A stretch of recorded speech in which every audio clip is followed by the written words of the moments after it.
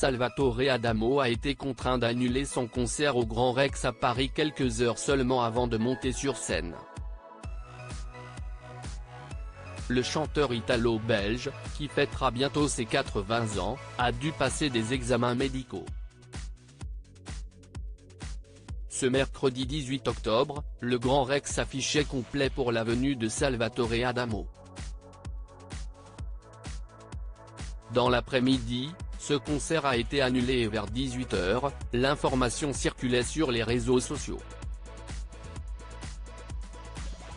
Le site de la salle parisienne a alors annoncé le report de ce concert au 29 janvier prochain pour des raisons médicales.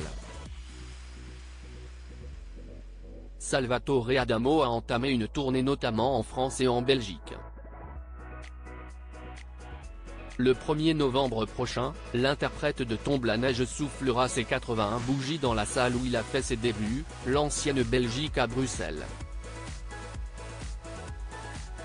C'est irréel d'avoir bientôt 80 ans. La scène, la communion avec le public, c'est magique.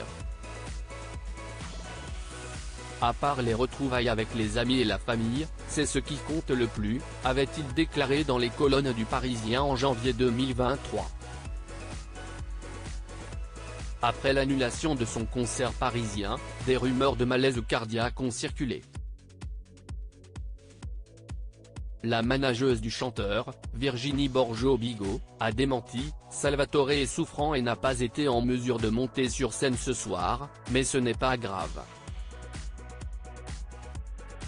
Nous attendons les résultats de ses examens médicaux, mais il n'est pas hospitalisé. Il est chez lui, à Paris, a-t-elle assuré avant d'ajouter, il y a notamment beaucoup de stress lié aux événements de ces derniers jours et à sa chanson Inch'Allah, ode à la paix entre Israéliens et Palestiniens, écrite en 1966.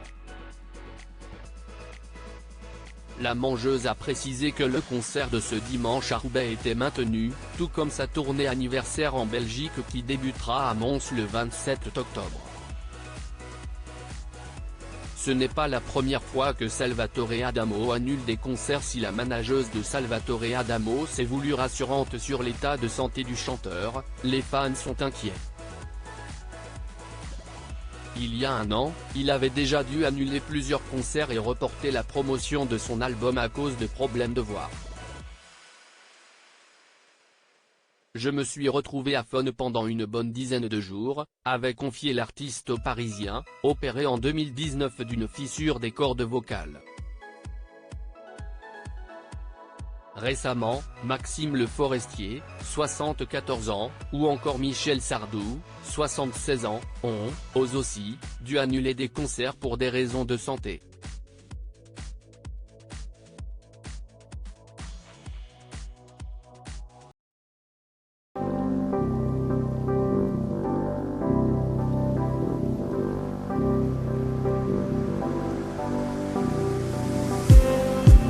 Just